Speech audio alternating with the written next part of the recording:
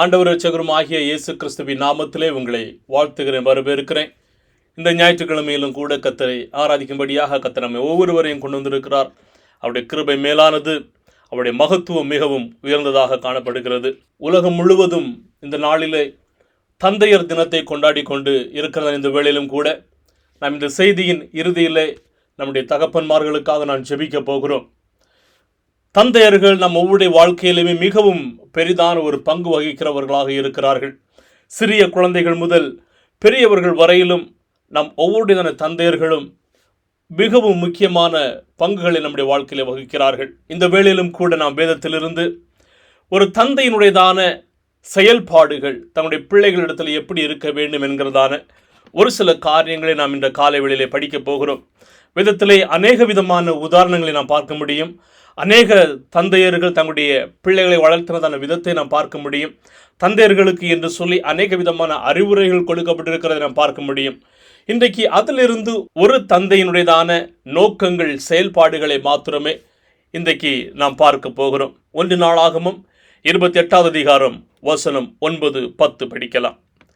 என் குமாரனாகிய சாலமோனே, நீ உன் பிதாவின் தேவனை அறிந்து அவரை உத்தம இருதயத்தோடும் உற்சாக மனதோடும் சேவி. கர்த்தர் எல்லா இதயங்களையும் ஆராய்ந்து நினைவுகளின் தோற்றங்களையெல்லாம் அறிகிறார்.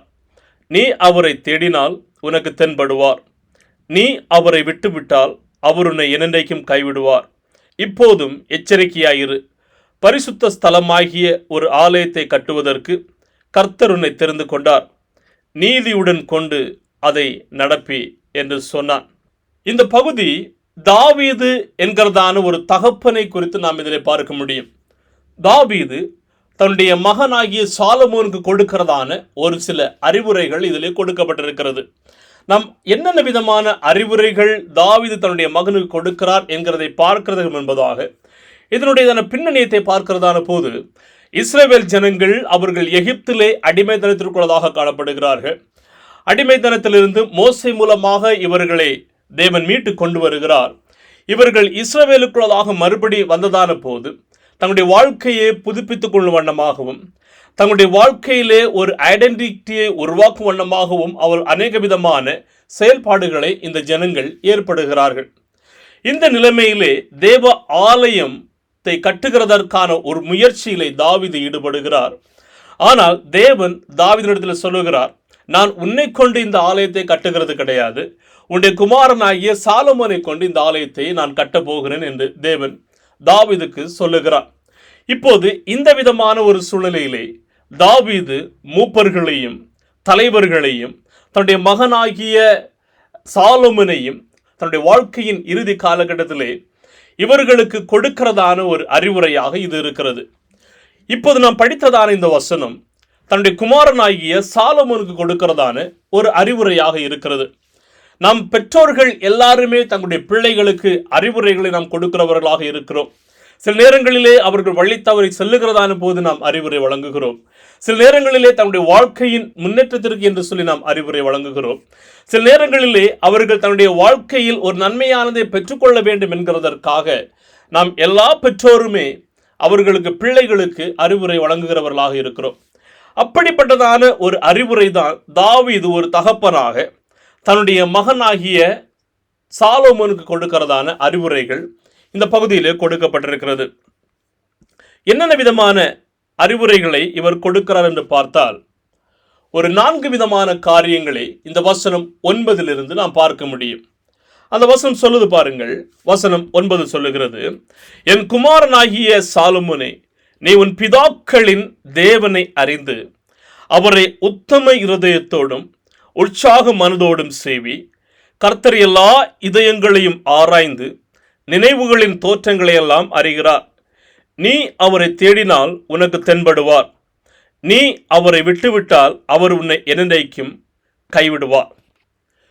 தாவீது தன்னுடைய குமாரனாகிய சாலோமோனுடையதான ஒரு ஆவிக்குரிய வளர்ச்சியிலே இங்கே முக்கியத்துவம் கொடுக்கிறதை நாம் இதிலே பார்க்க முடியும். ஆலயத்தை கட்டுகிறதற்கான முக்கியமான அந்த தாவீதினுடைய தரிசனத்தை தேவன் கொடுத்ததான அந்த வாக்குத்தத்தத்தின் பிரகாரமாக சாலோமோனுக்கு தாவீது கொடுக்கிறார். சாலமோனுக்கு கொடுக்கிறதான அறிவுரைகளின் முதல் அறிவுரை என்னவென்று சொன்னால், வசனம் 9 சொல்லுகிறது, நீ உன்னுடைய பிதாக்களின் தேவனை அறிந்து கொள்ள வேண்டும் என்று சொல்லி. தேவனை அறிந்து கொள்ள வேண்டியது நம் ஒவ்வொருவர் மீதும் விழுந்த கடமையாக காணப்படுகிறது. தாவீதுக்கு இந்த தேவன் யார் என்கிறது தெரியும், எப்படிப்பட்டவர் என்கிறது தெரியும். அநேக நேரங்களிலே தாவீது இந்த தேவனை அறிந்து கொண்டவராக காணப்படுகிறார். இந்த தேவன் யார் என்று சொன்னால், அவர் யெகோவா தேவனாக காணப்படுகிறார், இருக்கிறவராகவே இருக்கிறார்.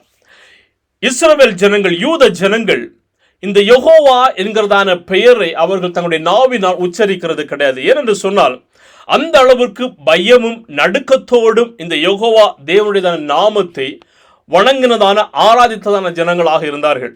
எனவே யெகோவா தேவன், யெகோவா என்கிறதான நாமத்திற்கு மாறாக இவர்கள் அடோனை அல்லது கர்த்தர் என்கிறதான வார்த்தையை பயன்படுத்தி தேவனை அழைத்து வந்தார்கள்.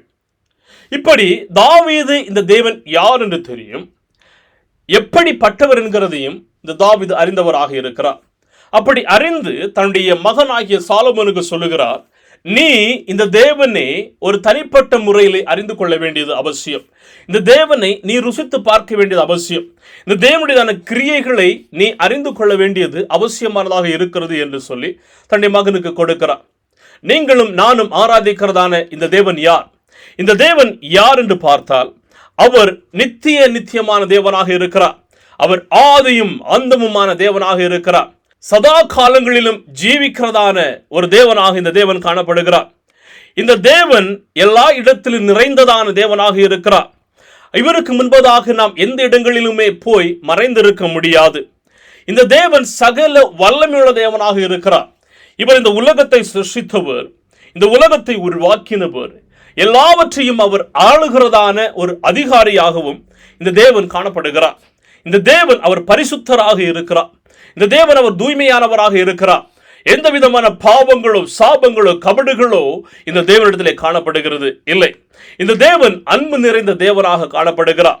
இந்த தேவன் அன்பு நிறைந்தவராக இருக்கிறபடியினால் அவருடைய பிள்ளைகளாகிய நம்மிடத்திலும் அவர் அன்பை செலுத்தும் வண்ணமாக அவர் நம்மிடத்திலே சொல்லி இருக்கிறார்.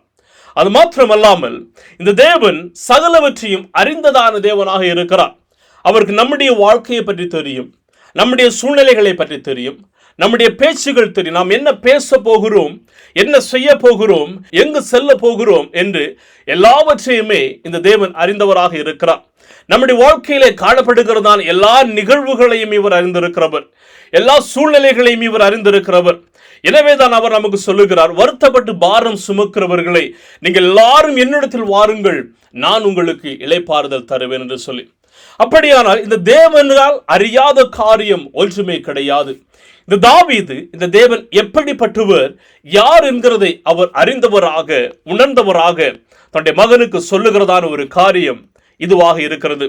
இந்த தாவீது சங்கீதம் 139 வசனம் 1-4 வரையிலும் நாம் படிக்கிறதான போது இவர் சொல்லுகிறார், கர்த்தாவே, நீர் என்னை ஆராய்ந்து அறிந்திருக்கிறேன், என் உட்காருதலையும் என் எழுந்திருக்கிறதலையும் நீர் அறிந்திருக்கிறேன். என் நினைவுகளை தூரத்திலிருந்து அறிகிறேன். நான் நடந்தாலும் படுத்திருந்தாலும் என்னை சூழ்ந்திருக்கிறேன். என் வழிகளிலெல்லாம் உமக்கு தெரியும். என் நாவில் சொல் பிறவாததற்கு முன்னே கர்த்தாவே அதையெல்லாம் நீர் அறிந்திருக்கிறீர் என்று சொல்லி பாருங்கள். அப்ப நம்முடைய தேவன் நம்மை முழுமையாக அறிந்து வைத்திருக்கிறவர், நம்மை முழுமையாக தெரிந்து வைத்திருக்கிறவராக இருக்கிறார். என்னை கேட்டுக்கொண்டிருக்கிறதான அருமையான தேவ ஜனங்களே, உங்களுடைய வாழ்க்கையை பற்றி ஒருவேளை பிற ஜனங்கள் அறியாமல் இருக்கலாம். உங்களுடைய வாழ்க்கையை பற்றி ஒருவேளை உங்களோடு இருக்கிறதான ஜனங்கள் உங்களை அறியாமல் இருக்கலாம். உங்களுடைய வேலை செய்கிற இடத்திலே உங்களுடைய எஜமான்கள் அறியாமல் இருக்கலாம். உங்களோடு வேலை செய்கிறதான ஜனங்கள் அறியாமல் இருக்கலாம். ஆனால் நீங்களும் நானும் ஆராதிக்கிறதான தேவன் நம்முடைய வாழ்க்கையை நன்றாக அறிந்திருக்கிறவர், நம்மை நன்றாக அறிந்திருக்கிறவராக இருக்கிறார். நம்முடைய உள்ளந்திரியங்களை அவர் அறிந்திருக்கிறவராக இருக்கிறார். நம்முடைய இருதயத்தின் எண்ணங்களை அவர் அறிந்திருக்கிறவராக இருக்கிறார். ஒருவேளை நம்முடைய வாழ்க்கையிலே உள்ளான காரியங்கள் எப்படி இருக்கிறது என்கிறது மற்றவர்கள் அறியாமல் இருக்கலாம். ஆனால் தேவன் அறிந்திருக்கிறவராக இருக்கிறார். நம்முடைய வெளியரங்கமான தோற்றம் மிகவும் நன்மையானதாக இருக்கலாம், அதையும் தேவன் அறிந்திருக்கிறவராக இருக்கிறார். அவருக்கு மறைவாக எந்த ஒரு காரியங்களும் கிடையாது. இந்த தேவனை நீங்களும் நானும் அறிந்து கொள்ள வேண்டியது மிகவும் அவசியம். 1 யோவான் 2 அதிகார வசனம் 4-5 சொல்லுகிறது, யார் இந்த தேவனை அறிந்திருக்கிறார்கள், எப்படிப்பட்டதான ஜனங்கள் இந்த தேவனை அறிந்திருக்கிறார்கள் என்று சொல்லி, அவரை அறிந்திருக்கிறோம் என்று சொல்லியும் அவருடைய கற்பனைகளை கை கொள்ளாதவன் பொய்யனாயிருக்கிறான், அவனுக்குள் சத்தியம் இல்லை. அவருடைய வசனத்தை கை கொள்ளுகிறவனிடத்திலே தேவ அன்பு மெய்யாகவே பூரணப்பட்டிருக்கும். நாம் அவருக்குள் இருக்கிறோம் என்பதை அதனாலே நாம் அறிந்திருக்கிறோம். அப்படியானால் இந்த தேவனை நாம் எப்படி தெரிந்து கொள்ளுகிறது என்று சொன்னால், இந்த வசனங்கள் நமக்கு தெளிவாக சொல்லுகிறது, அவருடைய கட்டளைகளை நாம் பின்பற்றுகிறதன் மூலமாகவும், அவருடைய வார்த்தைக்கு நாம் செவி கொடுக்கிறது நிமித்தமாகவும், அவருடைய வார்த்தைக்கு நாம் கீழ்ப்படுகிறது நிமித்தமாகவும். ஆம், தேவன் நம்மை அறிந்திருக்கிறவர். ஆனால் நாம் எந்த அளவிற்கு நம்மை அறிந்ததான தேவனை அறிந்திருக்கிறோம்? நம்மை அறிந்திருக்கிறதான தேவனை நீங்களும் நானும் அறிந்து கொள்ள வேண்டியது அவசியம். எனவேதான் தாவீது மிகவும் தெளிவாக இந்த தேவனை அறிந்தவராக தன்னுடைய மகன் தேவ ஆலய கட்டுமான பணியை எடுத்து செய்கிறதான போது, தேவ ஜனங்களை ஆள போகிறதான போது, அவன் முதலாவதாக கடைபிடித்துக் கொள்ள வேண்டிய காரியம் என்னவென்று சொன்னால், உலகத்திலே எப்படிப்பட்டதான ஜனங்களை சம்பாதிக்க வேண்டும் என்றோ, எப்படிப்பட்டதான ஞானவான்களை சம்பாதிக்க வேண்டும் என்றோ அல்ல, மாறாக நீ உன்னுடைய தேவனை அறிந்து கொள்ள வேண்டும். எல்லா தகப்பன்மாரும் நம்முடைய பிள்ளைகளுக்கும் நான் கற்றுக் கொடுக்க வேண்டியதான ஒரு காரியம் என்னவென்று சொன்னால், உங்களுடைய தேவனை நீங்கள் அறிந்து கொள்ள வேண்டும். நம்முடைய தேவன் யார் என்பதை நாம் அறிந்து கொள்ள வேண்டும். உலகத்திலே ஒருவேளை பல 1000 வருடங்கள் முன்பதாக வாழ்ந்த அரசர்களை அவர்கள் செய்தான நற்கிரியைகள் மூலமாக நாம் அறிந்து வைத்திருக்கிறோம். அந்த உலகத்தை உருவாக்கினதான தேவனை நாம் எந்த அளவுக்கு அறிந்து வைத்திருக்கிறோம்? இந்த தேவனை நாம் அறிந்து கொள்ள வேண்டியது அவசியம். ஏனென்று சொன்னால் அவர் நம்மை அறிந்திருக்கிறார். இரண்டாவதாக, தாவீது தன்னுடைய குமாரனாகிய சாலமோனுக்கு வழங்குகிறதான அறிவுரை என்னவென்று சொன்னால், அதே வசனம் சொல்லுகிறது பாருங்கள். என் குமாரனாகிய சாலமோனே, நீ உன் பிதாவின் தேவனை அறிந்து அவரை உத்தம இருதயத்தோடும் உற்சாக மனதோடும் சேவி. தாவீது தன்னுடைய வாழ்க்கையிலே இப்போது கடைசி தருவாயிலே கடந்து வந்திருக்கிறார். தன்னுடைய மகனுக்கு கொடுக்கிறதான முக்கியமான அறிவுரைகளில் இரண்டாவது என்னவென்று சொன்னால், உன்னுடைய தேவனை உத்தம இருதயத்தோடு நீ அவரை பின்பற்ற வேண்டும், அவரை சேவிக்க வேண்டும் என்று சொல்லி. நீங்களும் நானும் நம்முடைய தேவனை உத்தம இருதயத்தோடு பின்பற்ற வேண்டியது, சேவிக்க வேண்டியது அவசியம். கர்த்தர் நாம் எல்லாருக்கும் ஒவ்வொரு விதமான தாளந்துகளை கர்த்தர் கொடுத்திருக்கிறார். ஆனால் நாம் எந்த அளவிற்கு நாம் தேவனுக்கு நேராக அவரை சேவிப்பதிலே நாம் பயன்படுத்துகிறவர்களாக இருக்கிறோம். உத்தம இருதயத்தோடு கூட நாம் அவரை சேவிக்க வேண்டும். உத்தம இருதயத்தோடு கூட நாம் அவருடைய சன்னிதானத்திலே காணப்பட வேண்டும். அது மிகவும் முக்கியமானதாக இருக்கிறது.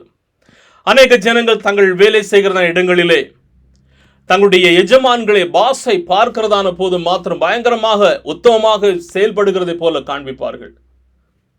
ஆனால் நீங்களும் நானும் எல்லா நேரங்களிலும் உத்தமமாக காணப்பட வேண்டியது அவசியம். என்று சொன்னால், இஸ்ரவேலை காக்கிறவர் அவர் தூங்குகிறதும் இல்லை, உறங்குகிறதும் இல்லை.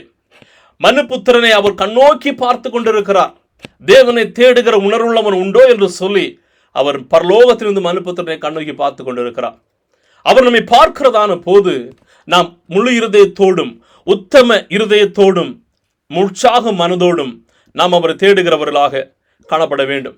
என்னை கேட்டுக்கொண்டிருக்கிறதான தேவ ஜனங்களை, நாம் உத்தம இருதயத்தோடு முழு மனதோடு தேவனை பின்பற்றி அவரை சேவிக்க வேண்டியது மிகவும் மிகவும் அவசியம். கொலோசியர் 3வது அதிகாரம் வசனம் 23-24 சொல்லுகிறது பாருங்கள்.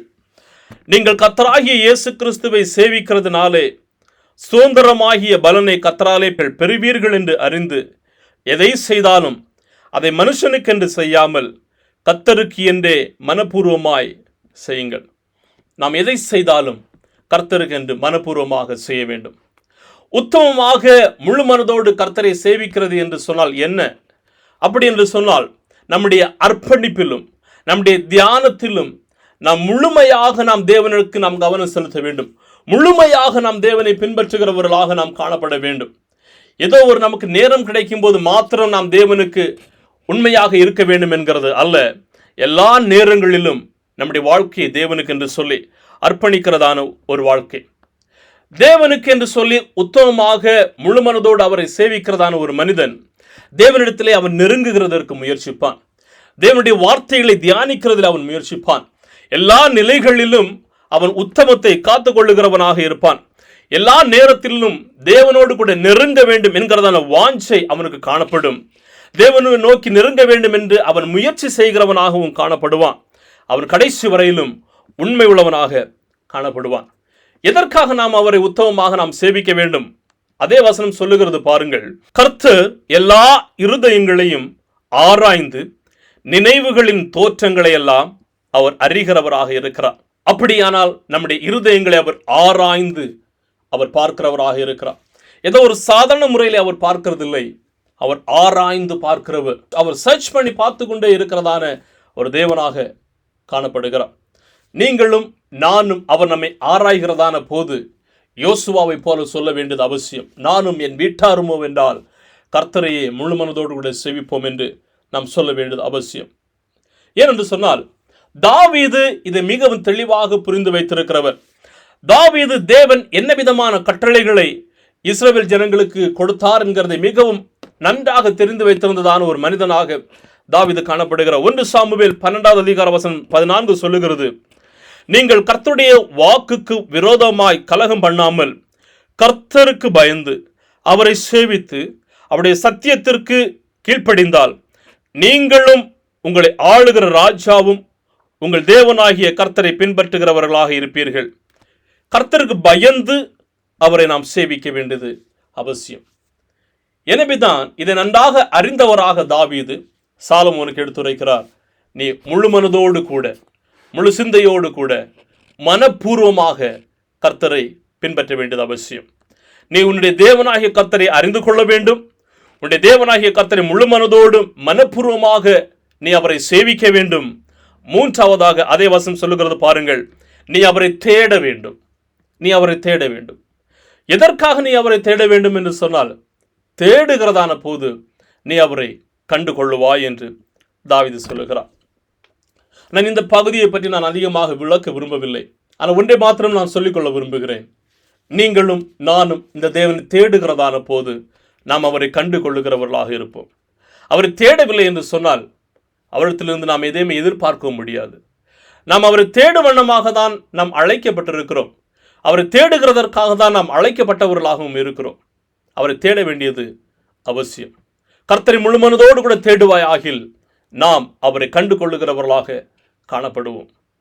நான்காவதாக தாவீது சொல்லுகிறது என்னவென்று சொன்னால், அதே வசனம் சொல்லுகிறது பாருங்கள், நீ அவரை விட்டு விட்டால் அவர் உன்னை என்றென்றைக்கும் கைவிடுவார். மிகவும் தெளிவாக தாவீது தன்னுடைய மகனுக்கு கொடுக்கிறதான அறிவுரையில் சொல்லுகிறார் பாருங்கள், நீ அவரை விட்டு விட்டால் அவர் உன்னை கைவிடுவார். அதுதான் மிகவும் ஒரு யதார்த்தமான ஒரு காரியமாக இருக்கிறது.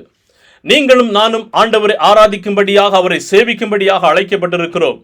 அவரை சேவிக்கும்படியாக அழைக்கப்பட்டிருக்கிறதான நாம் அவரை முழுமனதோடு கூட தேட வேண்டும்.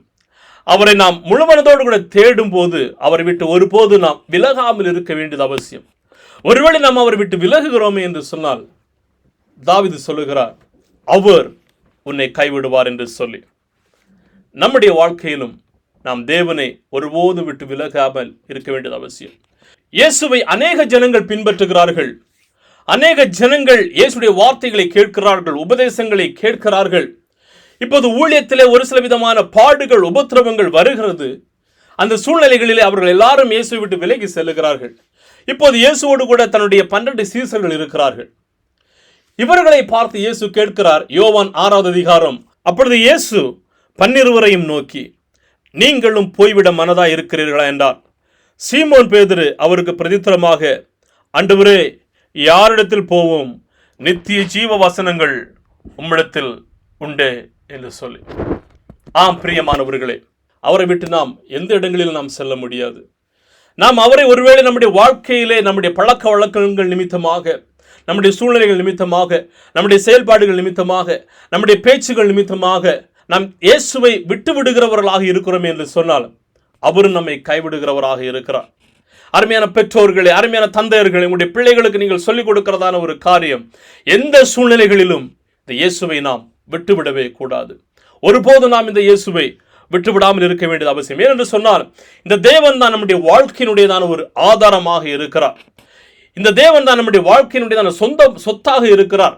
இந்த தேவன் தான் நம்முடைய வாழ்க்கையின் சுதந்திரமாக காணப்படுகிறவராக இருக்கிறார்.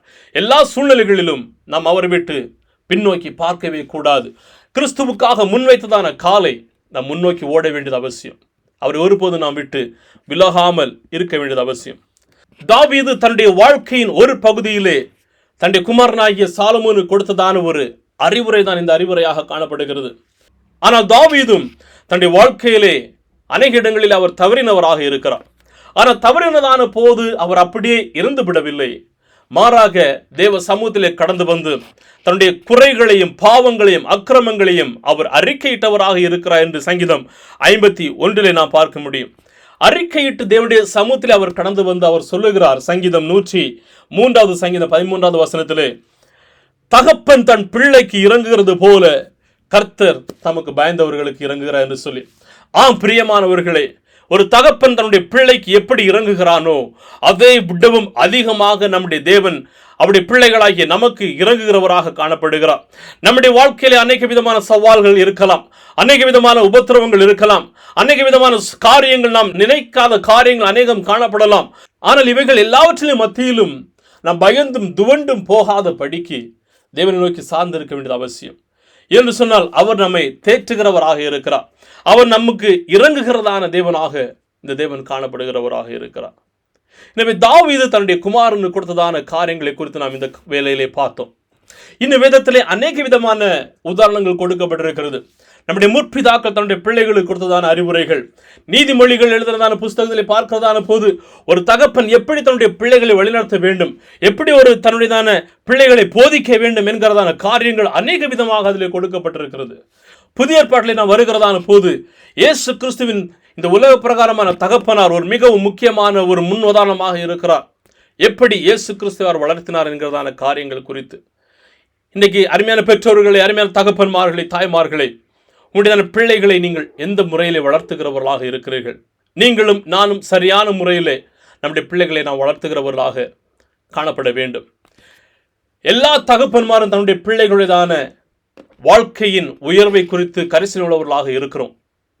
நாம் எந்த அளவிற்கு அதே கரிசனை அந்த பிள்ளைகள் தேவன் மீது செலுத்த வேண்டும் என்று நாம் முற்படுகிறவர்களாக காணப்படுகிறோம். தாவீது தன்னுடைய மகனுக்கு கொடுத்ததான அறிவுரை, நீ உன்னுடைய தேவனாகிய கர்த்தரை அறிந்து கொள்ள வேண்டும், உன்னுடைய தேவனாகிய கர்த்தரை முழு மனதோடும் முழு சிந்தையோடும் முழுமையாக நீ அவரை சேவிக்க வேண்டும், உன்னுடைய தேவனாகிய கர்த்தரை நீ தேட வேண்டும், நீ தேடும்போது அவரை கண்டடைவாய், உன்னுடைய தேவனாகிய கர்த்தரை ஒருபோது நீ விட்டு விலகவே கூடாது என்று சொல்லி. நம்முடைய வாழ்க்கையிலே அநேக விதமான சூழ்நிலைகள் மாறும், வேதனைகள் பெருகும். ஆனாலும் தேவனை ஒருபோது நாம் விட்டு விலகுகிறவர்களாக இருக்கக்கூடாது. நம்முடைய தேவன் எப்படிப்பட்டவர் என்று சொன்னால், அவர் நம்மீது இறங்குகிறதான தகப்பனாக இருக்கிறார். இழந்து போனதான ஒரு குமாரனை எந்த அளவுக்கு தன்னுடைய தகப்பன் தேடி காத்து கொண்டிருந்தாரோ அதே போலதான் நம்முடைய தகப்பன் நம்மை தேடி கொண்டிருக்கிறவராக இருக்கிறார். ஒருவேளை இதை கேட்டுக்கொண்டிருக்கிறதான, பார்த்து கொண்டிருக்கிறதான பிள்ளைகள், நீங்கள் ஒருவேளை உங்களுடைய பெற்றோரை விட்டு விலகி செல்லுகிறதான ஒரு அனுபவம் இருக்கலாம், தேவனை விட்டு விலகி செல்லுகிறதான ஒரு சூழ்நிலை இருக்கலாம். ஆனாலும் நீங்களும் நானும் தேவ சமூகத்திலே கடந்து வர வேண்டியது அவசியமாக இருக்கிறது. என்று சொன்னால் அவர் நம்முடைய தகப்பனாக இருக்கிறார். இந்த தகப்பனாகிய தேவனிடத்தில் கடந்து வர வேண்டும். எனவே தந்தையர் தினம் என்கிறதன் காரணமாக நம்முடைய பிள்ளைகளை தந்தையர்கள் மாத்திரமே கவனிக்கிறது என்று சொல்லி நான் உங்களுக்கு கூற விரும்பவில்லை. மாறாக பிள்ளைகளுக்கு அறிவுரை கொடுக்க வேண்டியது பெற்றோருடைய கடமையாக இருக்கிறது. தகப்பனும் தாயும் அதில் இன்வால்வ் ஆகிறவர்களாக இருக்கிறோம். எனவே குடும்பமாக சேர்ந்து பிள்ளைகளை சரியான முறையிலே வளர்த்த வேண்டியது அவசியம். இந்த தந்தை தின நாட்களிலே எல்லா தந்தையர்களும் தேவனுக்கு என்று சொல்லி பிள்ளைகளுடையதான ஆவிக்குரிய வாழ்க்கையிலே ஒரு முக்கியத்துவத்தை கொடுக்கிறவர்களாக காணப்பட வேண்டும். ஒரு சில காரியங்களை மாத்திரம் நான் சொல்லி முடிக்க விரும்புகிறேன். நீங்களும் நானும் நம்முடைய தேவனை அறிந்து கொள்ள வேண்டும். ஏனென்று சொன்னால் அவர் நம்மை நன்றாக அறிந்திருக்கிறவர். அதற்கு நாம் அவரோடு கூட நெருங்கினதான ஒரு உறவிலே காணப்பட வேண்டும். ஒரு நெருங்கினதான ஒரு ரிலேஷன்ஷிப் தேவனுக்கு நமக்குமாக காணப்பட வேண்டும். இரண்டாவதாக, நாம் தேவனை முழுமனதோடு கூட சேவிக்க வேண்டும். எந்த சூழ்நிலைகள் இருந்தாலும் சரி, அவரை முழுமனதோடு கூட நாம் சேவிக்க வேண்டியது மிகவும் அவசியமானதாக இருக்கிறது. சேவிக்கிறது மாத்திரமல்ல, அவர் எப்போதும் தேடுகிறதற்கு நாம் வாஞ்சி உள்ளவர்களாக இருக்க வேண்டும். அவரை தேடும்போது நாம் நிச்சயமாகவே அவரை கண்டு கொள்வோம். கடைசியாக, எந்த சூழ்நிலைகளிலும் அவரை விட்டு நாம் பின்வாங்கவே கூடாது. அவருக்காக நாம் ஓட வேண்டியது அவசியம். அவரை விட்டு விலகாமல் இருக்க வேண்டியது அவசியமானதாக இருக்கிறது. இதற்காக தான் நீங்களும் நானும் அழைக்கப்பட்டிருக்கிறோம். நம்முடைய வாழ்க்கையில் நாம் தேவனுக்கு நாம் ஓடுகிறதான போது அநேக விதமான சூழ்நிலைகள் மாறுகிறதாக இருக்கலாம். நாம் எதிர்பாராத அநேக விதமான சூழ்நிலைகள் கடந்து வரலாம். ஆனால் அவைகள் எல்லாவற்றிலும் இருந்து தேவனை நாம் நாடு தேட வேண்டியது அவசியம். எனவே இந்த நாளிலே கர்த்தர் ஒவ்வொரு பெற்றோருக்கும் ஒவ்வொரு தகப்பன்களுக்கும் தன்னுடைய பிள்ளைகளை சரியான முறையில் வளர்த்துகிறதற்கான கிருபையை கொடுப்பாராக. இதை பார்த்து கொண்டிருக்கிற உங்கள் அனைவருக்கும் ஒரு இனிய தந்தையர் தின வாழ்த்துக்களை தெரிவித்துக் கொள்கிறோம். கர்த்தர் தாமே உங்கள் ஒவ்வொருவரையும் ஆசீர்வதிப்பாராக. உங்களுக்காக நான் செபிக்க விரும்புகிறேன். இருக்கிற இடங்களிலே உங்களுடைய கண்களை மூடி பரலோகத்தின் தேவனை நோக்கி நான் பார்க்கலாமா? கர்த்தர் தேவையான ஞானத்தையும் கிருபைகளையும் அபிஷேகத்தையும் கொடுக்கும்படியாக நாம் சேர்ந்து ஜெபிக்கலாம். அதோடு சேர்ந்து உங்களுடைய வாழ்க்கையின் தேவைகளுக்காக நான் ஜெபிக்க விரும்புகிறேன். ஒருவேளை நீங்கள் அநேக விதமான பாடுகள் வழியாக கடந்து செல்லலாம். அநேக விதமான சவால்களை நீங்கள் சந்திக்கிறவர்களாக இருக்கலாம். கர்த்தருடைய சமூகத்தில் ஒப்புக் கொடுக்கிறீர்களா? கர்த்தர் உங்களுடைய வாழ்க்கையை மாற்றுகிறதற்கு போதுமானவராக இருக்கிறார். உங்களுடைய சூழ்நிலையை மாற்றுகிறதற்கு அவர் போதுமானவராக இருக்கிறார். நல்ல ஆண்டவரே, நாங்கள் நன்றியோடு ஸ்தோத்தரிக்கிறோம், துதிக்கிறோம். நல்ல வேளையில் நம்முடைய சமூகத்தில் நாங்கள் கடந்து வந்திருக்கிறோம். அப்பா ஆண்டவரே, இந்த உலகம் முழுவதும் தந்தையர் தினத்தை கொண்டாடி கொண்டிருக்கிறதான போது ஆண்டவர் எங்களோடு இருக்கிறதான, இதை பார்த்து கொண்டிருக்கிறதான ஒவ்வொரு தந்தையர்களுக்காக நாங்கள் செபிக்கிறோம். என் தேவ கிருபை, தேவ பிரசன்னம் இவர்களோடு கூட இருக்கும்படியாக செபிக்கிறேன். ஆண்டவரே, தேவ சமாதானம் கூட இருக்கட்டும். ஆண்டவரே, தங்களுடைய பிள்ளைகளை ஆண்டவரே எந்த விதமான அறிவுரைகளை கொடுத்து வளர்த்த வேண்டும் என்கிறதான கிருபைகளை கர்த்தர் கொடுப்பீராக ராஜா.